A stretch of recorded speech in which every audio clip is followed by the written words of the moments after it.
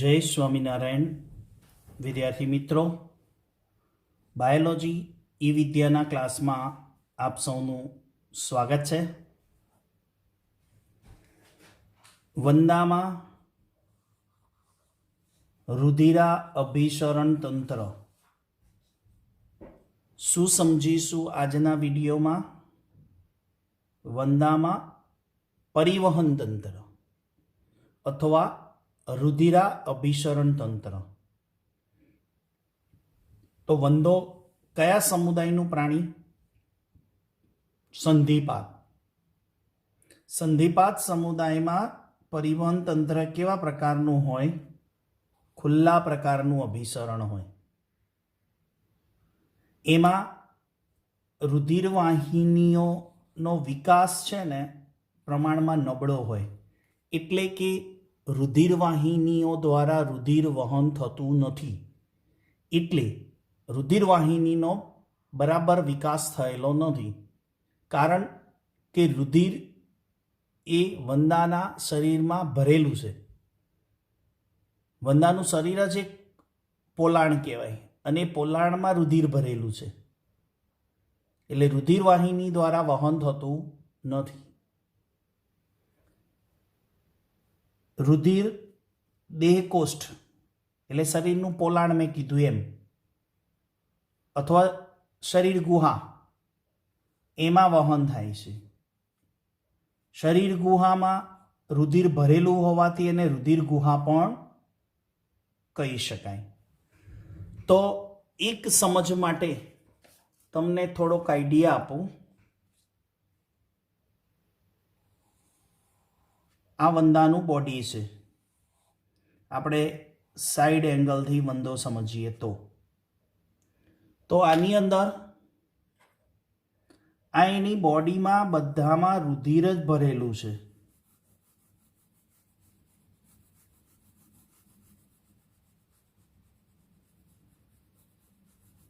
એટલે વંદાના જે અંગો છે ને એ રુધિરમાં ડૂબેલા હોય.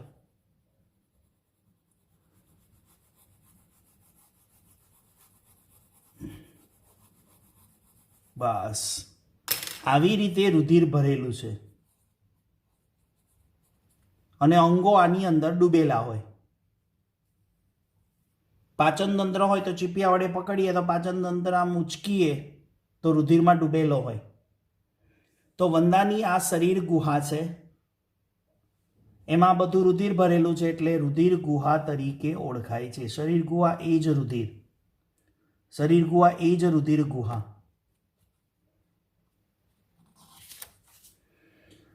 વંદાના રુધિરને આપણે હિમોલિફ બોલીશું. શું બોલીશું? હિમોલિફ. અને એના અંદરના અંગો એટલે કે આંતરિક અંગો, મેં હમણાં કીધું એમ કે પાચન તંત્ર, ચેતાતંત્ર, એ બધા જ અંગો હિમોલિફ એટલે કે રુધિરમાં ડૂબેલા હોય, હિમોલિફ વડે ઘેરાયેલા હોય. તો વંદાનું રુધિરાભિસરણ તંત્ર શાનું બને છે? એક રુધિર, બે હૃદય અને ત્રણ રુધિર વાહિનીઓનું. અને રુધિર વાહિનીઓનો વિકાસ તો નબળો છે, એટલે મુખ્ય શાનું બને? હૃદય અને રુધિરનું. તો પહેલાં આપણે રુધિર વિશે માહિતી લઈ લઈએ, પછી આપણે હૃદય વિશે માહિતી લઈશું. પહેલાં રુધિર વિશે માહિતી લઈએ, પછી હૃદય વિશે માહિતી લઈએ, એટલે રુધિરાભિસરણ તંત્રનો આપણને સમજ આવી જાય. રુધિર શાનું બનેલું છે? તો રુધિરમાં રુધિર રસ અને રુધિર કોષો આવેલા છે. રુધિરની અંદર શું આવેલું છે? રુધિર રસ અને રુધિર કોષો આવેલા છે. વંદામાં શ્વસન રંજક દ્રવ્ય ગેરહાજર છે, એટલે કે વંદાનું રુધિર છે ને રંગ વગરનું છે. એટલે કે રુધિર એટલે શું બોલીએ આપણે એને? હિમોલિફ. શું બોલાય એને? હિમોલિફ કહેવાય. એટલે કે એ રુધિરરસ અને રુધિર કોષોનું છે, કોઈ પણ પ્રકારનું શ્વસનરંજક હોતું નથી, એટલે હિમોલિફ કેવું કહેવાય? રંગ વગરનું. હવે રુધિરને આપણે હિમોલિફ કહીશું, આગળ કીધું એમ. રુધિર કોષો કેવા પ્રકારના છે? અનિયમિત આકારના. હવે એ રુધિર કોષો અનિયમિત આકારના છે, એમાં એક છે નાના કદના, એટલે કે એનું કદ નાનું છે, જેનું નામ છે હિમોસાઇટ્સ. ઇંગ્લિશમાં હિમોસાઇટ્સ કહેવાય, જેને ગુજરાતીમાં પ્રશ્વેત કોષો કહેવાય. અને મોટા કદના છે એ ભક્ષક કોષો છે. તો વંદામાં રુધિર રસ અને રુધિર કોષો બે પ્રકારના, નાના કદના હિમોસાઇટ અને મોટા કદના ભક્ષક કોષો. હવે વંદાનું હૃદય શીખીએ, બરાબર? પણ એ હૃદયને આપણે સમજતાની સાથે સમજવું છે, પણ એને એક આકૃતિ દ્વારા સમજીશું, અને જેને નીટ પ્રમાણે તમે સમજો. અહીંયા સાથે આકૃતિ ડ્રો કરતા જઈશ અને તમને સમજાવીશું, બરાબર? હવે અહીંયા વંદાનું હૃદય આપ્યું છે, જુઓ. એની અંદર સાઈડ એંગલથી આપણે વંદાને સમજીએ છીએ, બરાબર? હવે જો આખા વંદાના શરીરની અંદર 3 ખંડો પડે છે. આ 1, આ 2 અને આ 3. આ વંદાના શરીરમાં 3 ખંડો છે. હવે આ કોટરને, એટલે કોટર બોલાય, ખંડો બોલાય, આ કોટરને આપણે વક્ષ મહાકોટર કહીશું.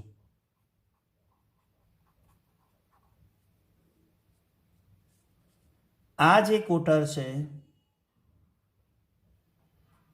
આ શરીરની વક્ષ બાજુ છે. કઈ બાજુ છે? વક્ષ બાજુ. આ શરીરની કઈ બાજુ છે? પૃષ્ઠ બાજુ. આ શરીરની પૃષ્ઠ બાજુ. પૃષ્ઠ બાજુ કોટર હોવાથી એને શું બોલાય? પૃષ્ઠ મહાકોટર. આ છે વક્ષ બાજુ એ કોટર, એટલે વક્ષ મહાકોટર. આવા 3 કોટર કેમ પડે? આ એક પડદો છે અને આ બીજો પડદો છે. આ પડદાને નામ આપીશું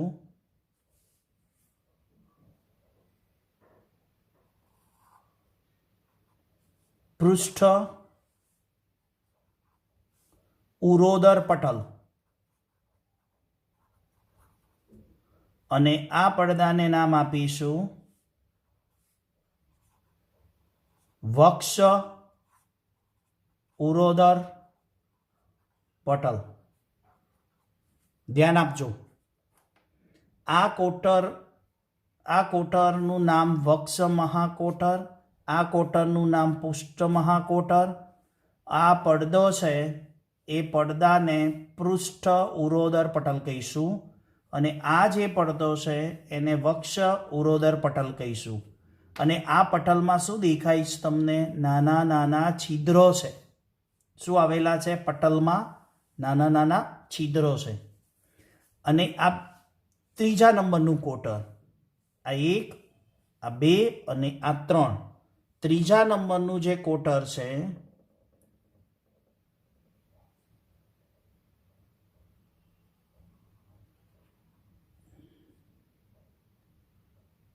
એમાં આકૃતિ દોરું છું.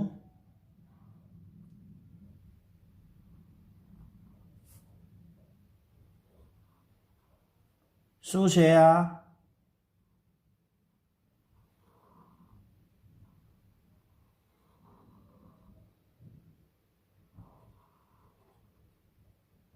પાચન તંત્ર આવેલું છે. ઓકે, અહીંયા પેલી માલપિજ્ય નલિકાઓ હિમોલિફમાં તરતી હોય વાત થઈ હતી ને, અને અહીંયા અંધાંતરો છે.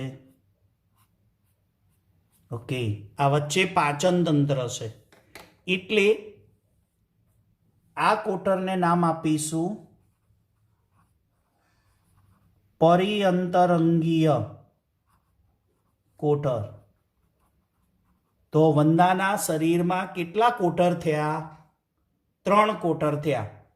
એક પૃષ્ઠ મહાકોટર, 2 એક પૃષ્ઠ મહાકોટર, 2 પરિઅંતરંગીય કોટર અને 3 વક્ષ મહાકોટર. એટલે વંદાના શરીરમાં આવા 3 કોટર પડે. અને 3 કોટર પડવાનું કારણ શું? 2 પટલો છે, એક પૃષ્ઠ ઉરોદર પટલ અને બીજો વક્ષ ઉરોદર પટલ. હવે હૃદય ક્યાં છે એની વાત આપણે કરવાની છે. વંદામાં હૃદય ક્યાં ગોઠવાયેલું છે એને આપણે સમજવું છે. તો આ પૃષ્ઠ બાજુએ હૃદય ગોઠવાયેલું છે અને વક્ષ બાજુએ ચેતાતંત્ર છે. ચેતાતંત્ર આ તમને બતાવી અન્નનળી. અહીંયા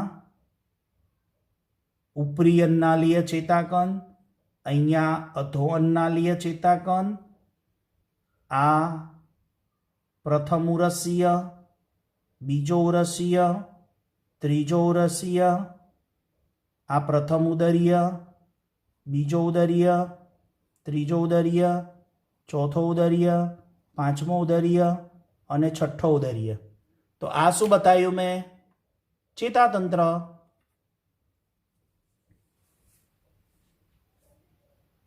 વક્ષ બાજુએ શું આવેલું હોય? ચેતાતંત્ર આવેલું છે.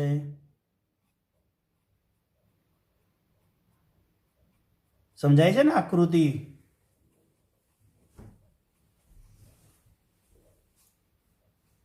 બેઠેલા વિદ્યાર્થીઓ ઉભા થઈને સમજશે. આ રિંગ બની આવું છે મિત્રો. ચેતાતંત્ર અહીંયા વક્ષ બાજુએ. એટલે આ વક્ષ કોટરની અંદર ચેતાતંત્ર હોવાથી, વક્ષ કોટરમાં ચેતાતંત્ર હોવાથી એને પરિચેતાકોટર પણ કહેવાય. અહીંયા અન્નમાર્ગ હોવાથી પરિઅન્નરંગીય કોટર કહેવાય. અહીંયા હૃદય ગોઠવાયેલું છે તો શું બોલાશે? પરિહૃદ કોટર. હવે આપણે હૃદય શીખવાના છે. વંદાનું હૃદય સ્નાયુમય છે, એક નલિકા સ્વરૂપે છે. અને એ હૃદયની રચનામાં શું લખ્યું છે? પહેલું જુઓ, ઉરસ અને ઉદરની પૃષ્ઠ મધ્ય રેખામાં ગોઠવાયેલું. કઈ? ઉરસ અને ઉદરની પૃષ્ઠ મધ્ય રેખામાં લાંબુ અને સ્નાયુમય નળી. કેટલા ખંડો? 13 ખંડો. હૃદય નલિકામય છે પણ ખંડોમાં વિભાજિત છે. હૃદય નલિકામય છે પણ ખંડોમાં વિભાજિત છે. કેટલા ખંડો છે? 13 ખંડો છે. દરેક ખંડને શું કહીશું? હૃદયખંડ. એમાંના 3 ખંડો ઉરસ પ્રદેશમાં અને 10 ખંડો ઉદર પ્રદેશમાં. આપણે આ બધું આકૃતિ દ્વારા નીટ પ્રમાણે સમજતા જઈએ છીએ. હવે જુઓ મિત્રો, હું તમને 13 હૃદય દોરીને બતાવું છું અને ગરણી આકારના.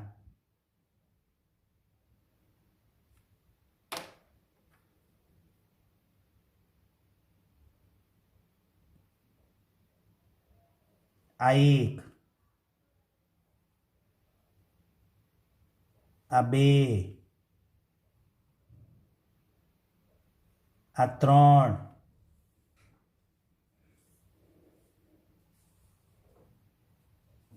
આ 4, આ 5, આ 6, આ 7, આ 8, આ 9, આ 10, 11, 12 અને આ છેલ્લું બંધ હોય અહીંથી 13 હૃદય થયા. હવે જોજો 3 એ 3 આપણે સમજવા છે ને, તો જો આ 1, આ 2, આ 3, આ 3 હૃદય છે ને એ ઉરસમાં આવેલા છે, એટલે આટલો ભાગ આપણે ઉરસીય હૃદય કહીશું. જ્યારે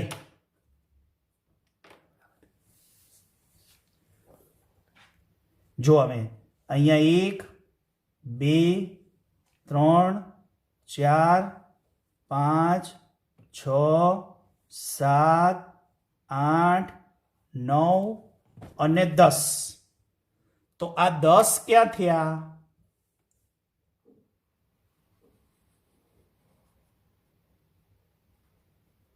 ઉદરમાં, ઉદર પ્રદેશમાં. તો અહીંયા શું લખ્યું? 3 ખંડો ઉરસમાં અને 10 ખંડો ઉદરમાં, એટલે ટોટલ કેટલા હૃદય થયા? 13.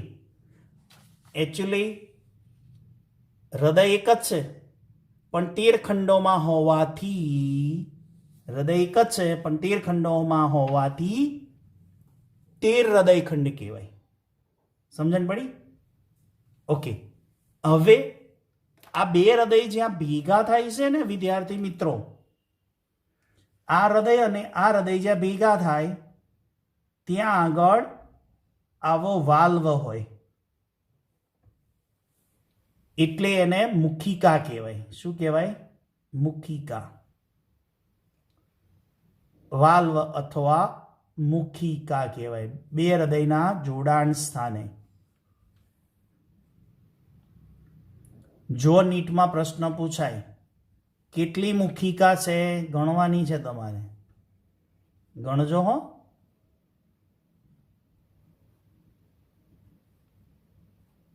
ઓકે, છેલ્લા ખંડમાં ના હોય એટલે કેટલી મુખિકા થઈ?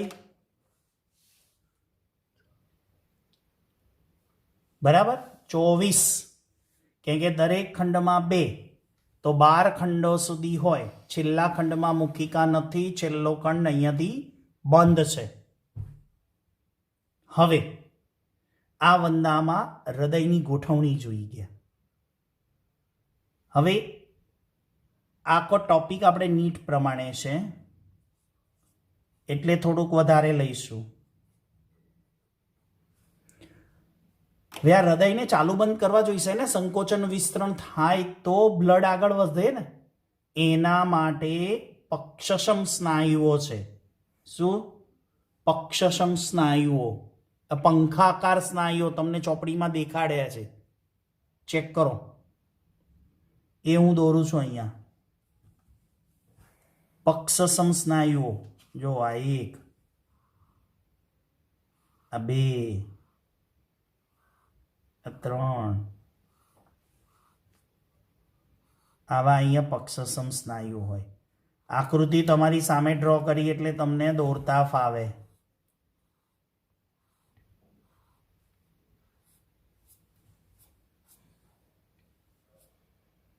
એમાં પણ 12 જોડ પંખાકાર સ્નાયુઓ હોય. કેટલા? 12 જોડ. તમારે માત્ર રચના શીખવાની છે. તો આ થયા વંદાના 13 હૃદય અને મુખિકા. હવે ચોપડીનું લખાણ જુઓ. અગ્ર છેડો સહેજ સાંકડો અને પશ્વ છેડો પહોળો. અગ્ર છેડા લંબાઈને શીર્ષ પ્રદેશમાં અગ્ર મહાધમની બનાવે. અગ્ર મહાધમની બનાવે એટલે અહીંયા છે ને આ શીર્ષ પ્રદેશમાં અહીંયાથી અગ્ર મહાધમની બનશે, જે અહીંયા સુધી ખુલે. તો આ કઈ શું કહેવાય? અગ્ર મહાધમની.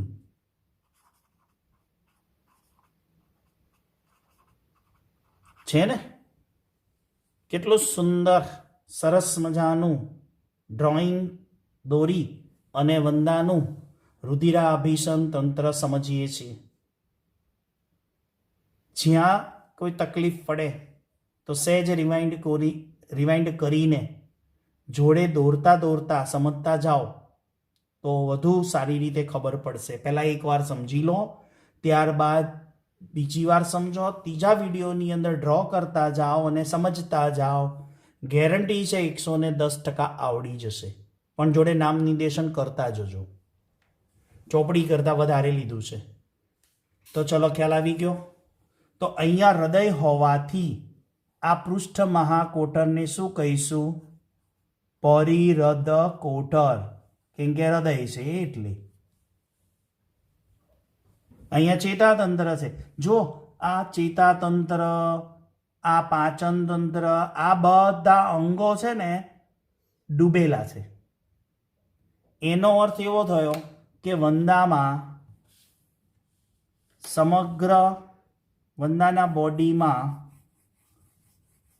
શું ભરેલું છે? આ રુધિર ભરેલું છે. સમગ્ર બોડીની અંદર આ કોટરો છે, એ કોટરમાં, શીર્ષમાં, બધામાં રુધિર ભરેલું છે. એટલે અંગો બધા ડૂબેલા હોય.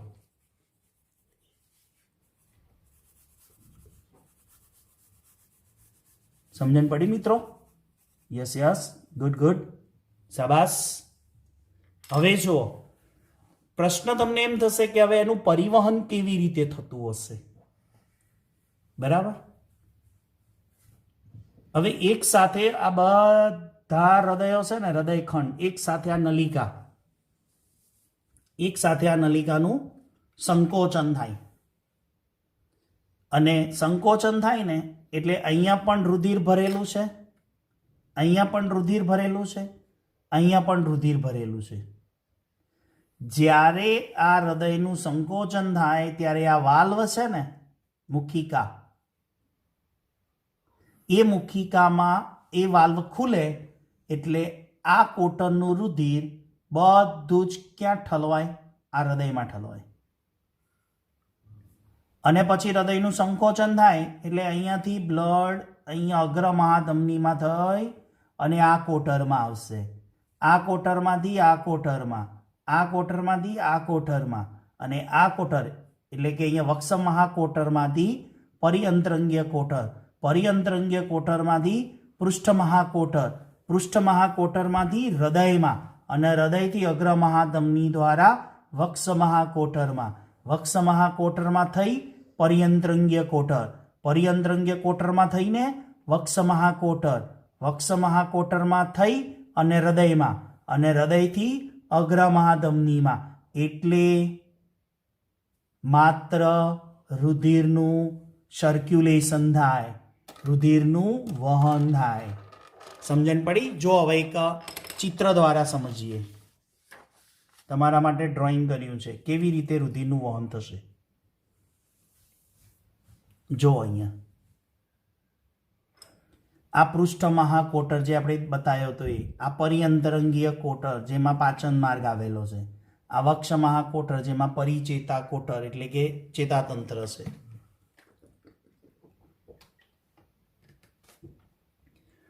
હવે આ કોટરમાંથી આ પૃષ્ઠ મહાકોટર આખું રુધિરથી ભરેલું છે, તો એનું રુધિર ક્યાં જશે? હૃદયમાં. આ હૃદયમાં ગયું. હવે આ પશ્વ ભાગ છે હૃદયનો, હૃદયનો આ પશ્વ છેડો એટલે 13મો ખંડ, ત્યાંથી રુધિર અહીંયા આગળ તરફ આવશે. એટલે વંદામાં રુધિર પશ્વ છેડાથી અગ્ર છેડા તરફ, આ પશ્વ છેડો આ હૃદયનો અગ્ર છેડો, આ પશ્વ અગ્ર. તો રુધિર ક્યાંથી ક્યાં આવશે? પશ્વથી અગ્ર બાજુ. હવે આ હૃદયોમાં થઈ અને રુધિર ક્યાં આવશે?